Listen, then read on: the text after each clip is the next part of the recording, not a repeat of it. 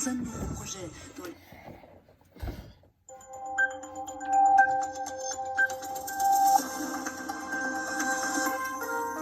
Bonsoir ou peut-être bonjour, bienvenue dans RFI Soir. Il est maintenant 18h ici à Paris. RFI Soir, Philippe Le Caplin. Sur Radio France Internationale, des reportages, des analyses et des commentaires. Tout de suite le journal. Bonsoir François Bernard. Bonsoir à tous. Dans l'actualité de ce samedi 18 janvier, la Libye, où les partisans du maréchal Haftar bloquent les principaux terminaux pétroliers de l'Est du pays, et cela à la veille d'une conférence de paix prévue à Berlin. Cet avertissement des autorités aux Philippines, le volcan Taal, entré en activité ce week-end, demeure dangereux, même si une accalmie apparente est observée. Et puis au Brésil, la municipalité de Rio de Janeiro annonce sa décision de fermer les installations olympiques des Jeux de Rio 2016. À la veille de la conférence de Berlin sur la Libye, la tension monte autour de la question sensible du pétrole. Oui, les partisans du maréchal Haftar ont entrepris de bloquer les principaux terminaux pétroliers du pays pour protester contre l'intervention turque. C'est ce qu'indique la NOC, la compagnie pétrolière libyenne, une décision qui va entraîner une chute de la production d'environ 800 000 barils par jour sur les 1 300 000 produits actuellement.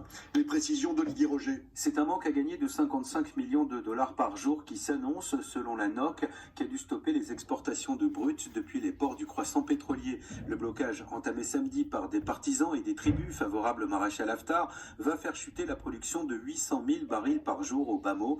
Pour la NOC, c'est une catastrophe. La compagnie libyenne dénonce une prise en otage de la rente pétrolière et une action visant à faire pression à la veille de la conférence de Berlin. Reste à savoir si ce blocage sera durable. Peu probable, estiment les analystes, que ce soit à Tripoli ou à Benghazi, sans les ressources de l'or noir, l'économie s'effondrera, juge ainsi le spécialiste Philippe Sébille Lopez. Reste que dans les rangs du maréchal Haftar, on se plaint depuis quelque temps de difficultés à percevoir une part de ses recettes pétrolières.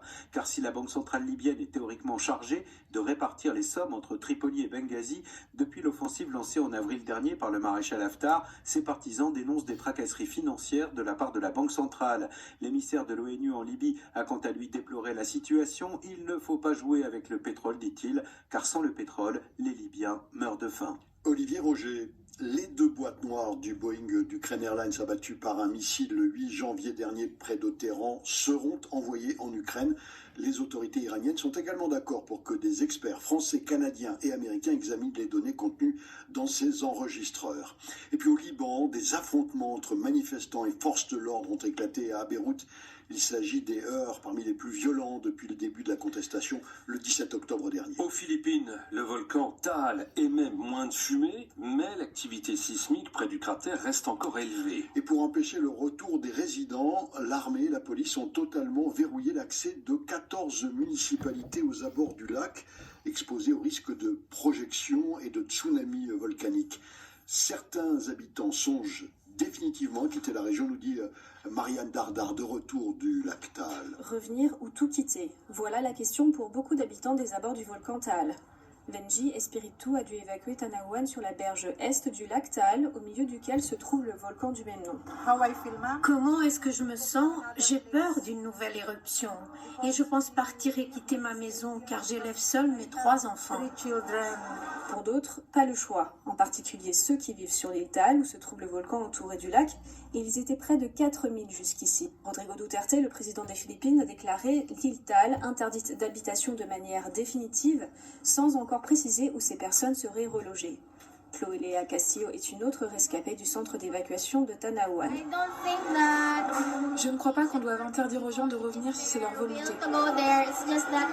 Mais ils devraient disposer d'un logement ailleurs au cas où. Après l'éruption de 1754, la plus grosse connue par le volcan qui avait tué plus d'1 millier de personnes, la municipalité de Saint-Nicolas avait à l'époque déménagé 7 km plus loin pour s'éloigner du volcan. Aujourd'hui, elle fait encore partie des plus exposées. Edouard Landayan est responsable local du bureau en charge des désastres naturels.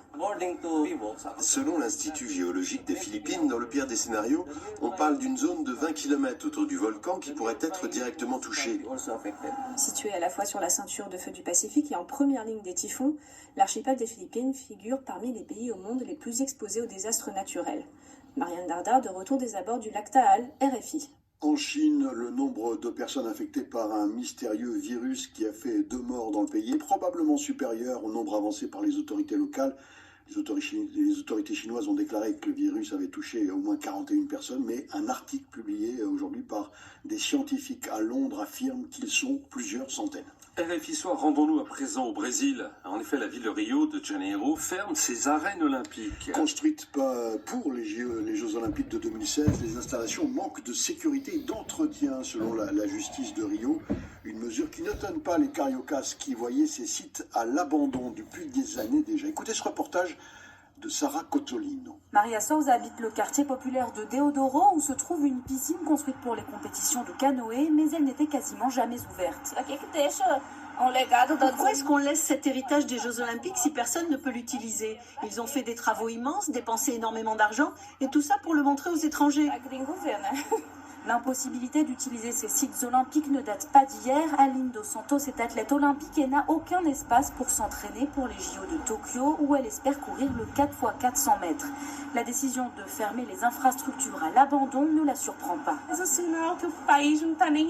un signe de plus que le pays n'en a rien à faire. Nous les athlètes, on n'est pas considérés du tout, c'est une honte. Ils auraient pu faire une piste d'athlétisme dans cet espace énorme, mais ils n'ont rien fait. La ville de Rio en état de crise n'a pas assez d'argent pour maintenir le projet pharaonique des JO de 2016.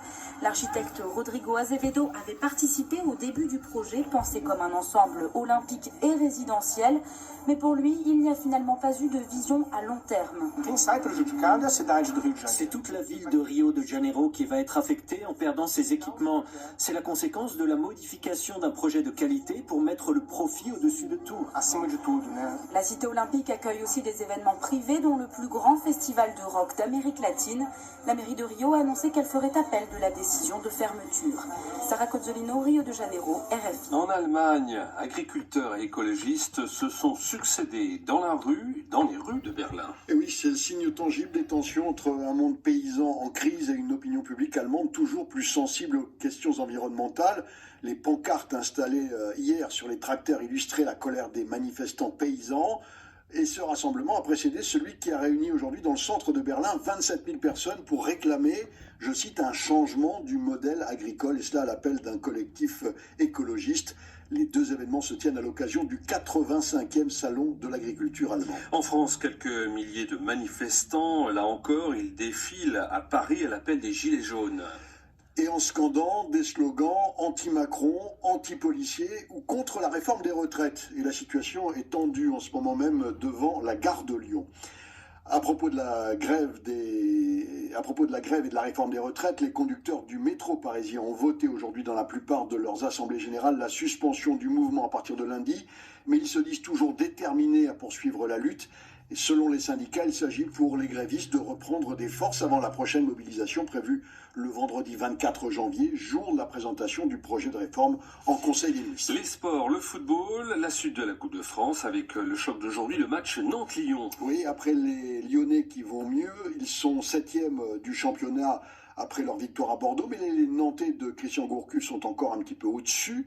4e après leur succès à Saint-Étienne. Pas simple pour les hommes de Rudy Garcia, d'autant qu'ils rejouent 3 jours après face à Lille en demi-finale de la Coupe de la Ligue. Pour autant, l'entraîneur lyonnais ne va pas à Nantes pour autre chose que gagner. Écoutez Rudy Garcia. On joue tous les matchs pour les gagner, on ira à Nantes pour se qualifier. On sait que ce sera pas facile, déjà parce qu'ils sont bien classés en championnat, parce que chez eux, c'est une équipe difficile à manœuvrer. Mais voilà, c'est la coupe, ce sera un match à élimination directe.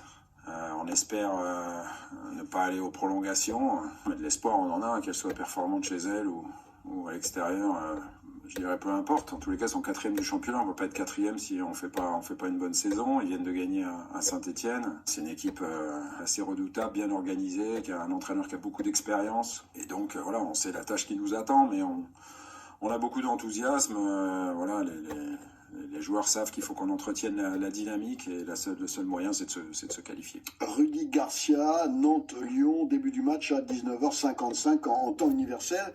Ce clap de fin pour l'équipe de la Saint-Pierroise. Les Réunionnais réduits à 10 au bout du premier quart d'heure ont longtemps résisté, mais ils ont fini par plier en fin de prolongation. Score final 1-0 face à Épinal.